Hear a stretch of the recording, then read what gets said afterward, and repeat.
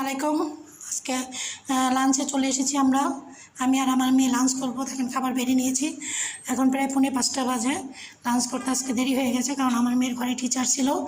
এখানে দেখেন আমি সাদা ভাত, সাথে লেবু, করলা ভাজি, ইলিশ মাছের লেজ ভর্তা, পেঁয়াজ মরিচ ভর্তা, আর হলো ইলিশ মাছ যে ভাজছি সেটার তেল গরম ভাতে খেতে খুব দারুণ লাগে, ডিম ভর্তা, আলু ভর্তা, ডাল, সাথে সাদা ভাত। আমরা দুজন বেড়ে নিয়েছি, আমি আর আমার মেয়ে। একটু খাসির গোস্তও আছে, যদি আমার মেয়ে খাইতো, কিন্তু তার জন্য রেখে দিয়েছি গরম করে। আমি পাতিল শুদ্ধ আজকে নিয়ে এসেছি টেবিলে, কারণ এটা বারবার কে গরম করবে, এই জন্য গরম করে পাতিল শুদ্ধ টেবিলে নিয়ে আসছি। খেলে খাবে, না খেলে রেখে দেবো, এই জন্য বাড়াবাড়ি করিনি। আর এই যে আমরা দুজন ভাত নিয়ে বসে পড়েছি, এখন লাঞ্চ করব। সবাই নিশ্চয় লাঞ্চ করা শেষ, আমাদের মতন এত দেরি করে কেউ লাঞ্চ করতেছেন না। ভালো থাকবেন, সুস্থ থাকবেন, ধন্যবাদ।